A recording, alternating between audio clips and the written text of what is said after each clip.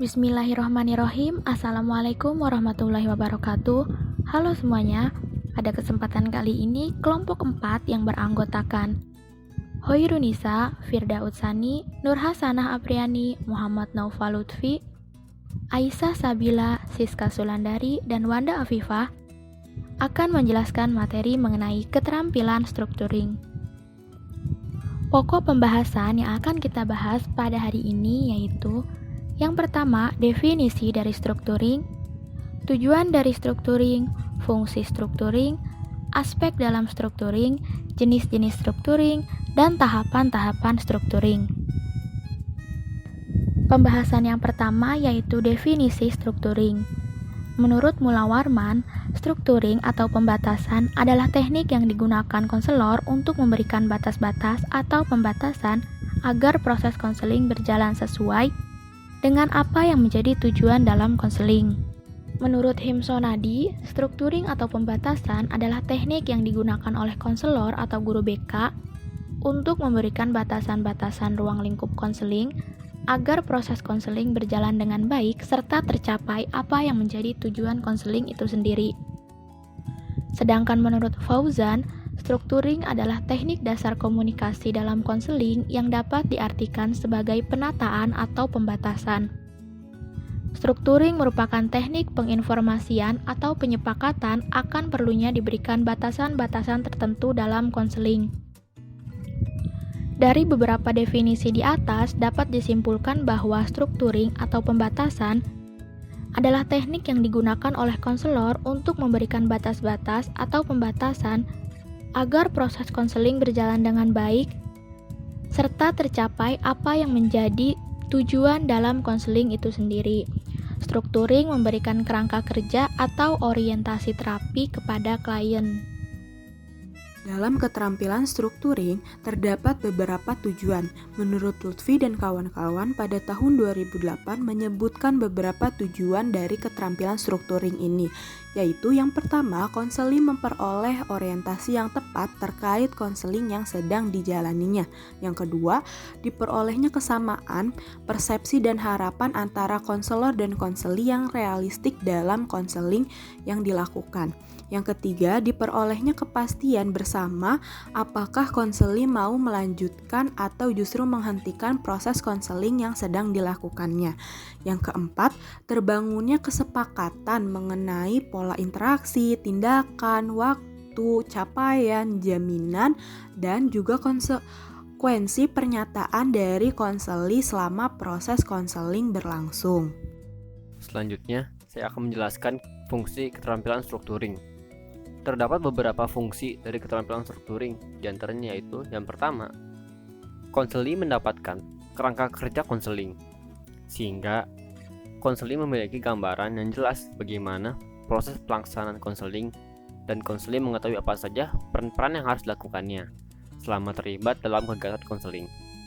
Yang kedua, strukturing membantu memperjelas hubungan antara konselor dan konseli, memberikan arah, melindungi hak-hak masing-masing, peran, dan menjamin terselenggaranya konseling yang sukses. Menurut Day dan Sprecio, menyatakan bahwa fungsi strukturing dibagi atas 3 fungsi penting, yaitu yang pertama, fungsi fasilitatif, yaitu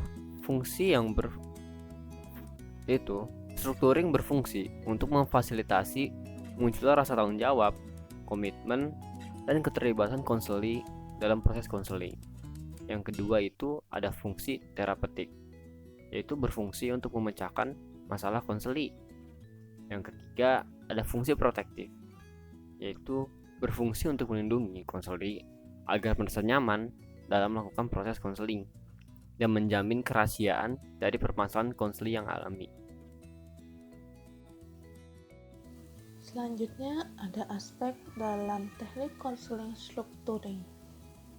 Strukturing di dalam konseling merupakan suatu komponen fundamental yang penting untuk dilaksanakan, karena strukturing merupakan penggambaran awal tentang proses konseling.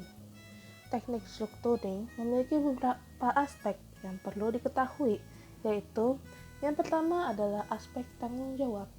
Pada aspek ini, konselor memiliki tugas untuk memberikan informasi mengenai kewajiban dan tanggung jawab bersama antara konselor dengan konseli di dalam proses konseling. Yang kedua, ada aspek tujuan.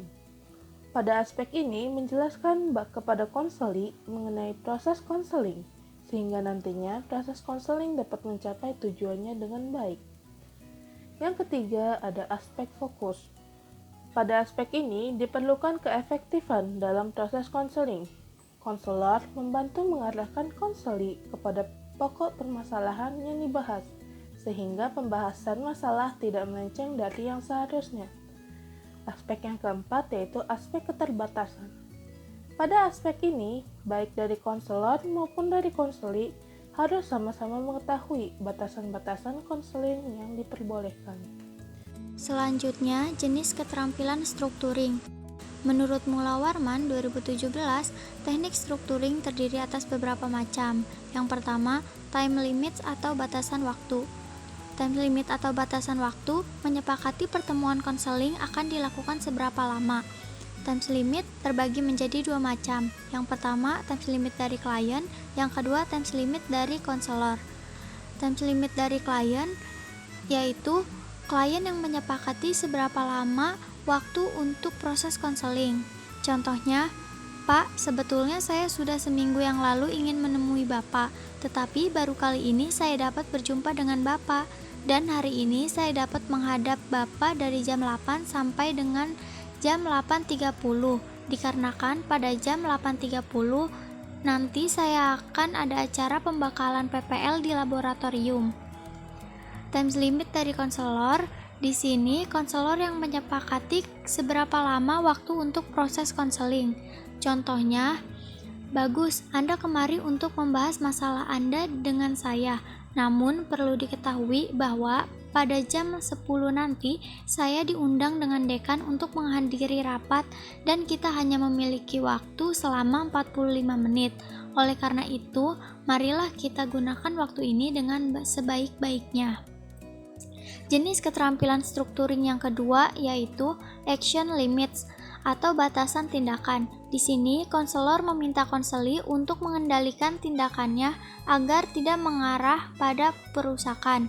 Contohnya, ketika konseli datang ke ruangan konseling dengan marah-marah, wajah memerah dan sambil merobek-robek kertas. Lalu konselor bilang, "Tenang-tenang, Anda boleh mengutarakan apa saja di sini, tetapi satu hal yang tidak boleh Anda lakukan di sini, yaitu mengotori ruangan ini." Selanjutnya ada role limit. Role limit atau batasan peran menjelaskan peran konselor yang pokok agar tidak salah persepsi mengenai tugas dan tanggung jawab konselor. Dalam berbagai setting konseling, konselor mungkin memiliki peran ganda. Struktur peran tidak hanya dimaksudkan untuk membatasi siapa diri konselor pada saat ini, tetapi juga apa yang harus diperankan oleh konselor dan klien dalam proses yang akan berlangsung. Konselor menjelaskan peranannya dalam hubungan konseling karena konseli kadang-kadang datang kepada konselor dengan konsep yang salah. Beberapa konseli menganggap konseling sebagai obat mujarab yang dapat menyembuhkan dengan cepat seperti memecahkan masalah dan memberi nasihat. Sedangkan konseli yang lain sering beranggapan bahwa tanggung jawab untuk sukses terletak di pundak konselor. Harapan yang tidak realistis ini memerlukan penjelasan dari konselor bahwa dalam konseling yang menentukan keputusan atau yang dapat memecahkan masalah adalah pada diri konseli sendiri, sedangkan konselor hanya dapat membantu mengarahkannya saja. Contoh percakapannya seperti berikut. Klien, akhir-akhir ini saya sulit sekali mengkonsentrasikan diri dalam belajar. Karena itu saya menemui Bapak untuk meminta nasihat bagaimana cara belajar yang baik. Konselor, Anda meminta nasihat dari saya. Perlu Anda ketahui bahwa saya tidak dapat memberikan nasihat sebagaimana yang Anda minta. Tetapi marilah kita bicarakan bersama masalah Anda itu, kemudian kita cari jalan keluarnya. Lalu yang keempat ada problem limits atau pembatasan masalah. Masalah-masalah yang dibahas dalam konseling yang sebaiknya didahulukan adalah masalah yang paling mendesak untuk dipecahkan. Oleh karena itu, konselor perlu mengkomunikasikan kepada konselor terlebih dahulu. Jika konselor datang dengan membawa lebih dari satu permasalahan, maka pilihlah permasalahan yang paling mendesak. Contoh percakapannya seperti berikut. Klien, Pak, saya sulit sekali berkonsentrasi belajar, sehingga ketika ujian berlangsung saya tidak dapat mengerjakan dengan baik. Maka dari itu nilai saya menjadi jelek. Di samping itu, di kelas saya juga sulit sekali bergaul dengan lawan jenis. Oh ya, dan satu lagi, gimana ya Pak caranya agar saya dapat menyelesaikan diri dengan lingkungan baru? Konselor, dalam masalah yang Anda kemukakan tadi, setidaknya ada 3 masalah yang menjadi permasalahan pada diri kamu, yaitu masalah dalam berkonsentrasi belajar, masalah dengan bergaul dengan lawan jenis, dan yang terakhir adalah masalah penyesuaian diri. Nah, dari ketiga masalah tersebut, mana nih yang menurut kamu masalah tersebut yang paling mendesak dan paling penting untuk dibicarakan? Ini saya akan menjelaskan tentang tahapan keterampilan strukturing. Nah, di mana pada tahapan keterampilan strukturing ini, konseling merupakan suatu proses yang membutuhkan kerangka atau struktur yang koheren. Kerangka ini diperlukan sebagai panduan untuk konselor maupun klien. Kerangka ini menyediakan suatu peta atau petunjuk dalam melakukan konseling. Nah, menurut Egan 1994, 3 komponen utamanya itu, yang pertama ada memeriksa situasi sekarang, di mana pada tahap pertama ini menunjukkan pada penekanan awal dari konseling. Ketika klien didorong untuk mengeksplorasikan masalah mereka saat itu juga, mereka dapat mengembangkan pemahaman yang mendalam terhadap masalah tersebut. Nah, yang kedua ada mengembangkan skenario baru yang diinginkan.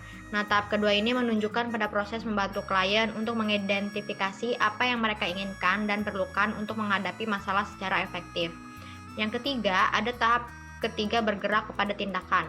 Nah, tahap ketiga menekankan pada tindakan. Selama klien memikirkan cara yang benar untuk menghadapi masalah mereka, tahap ini meliputi jangkauan aktivitas praktikal untuk mencapai hasil. Sekian penjelasan materi dari kelompok kami, kurang dan lebihnya mohon maaf. Wassalamualaikum warahmatullahi wabarakatuh.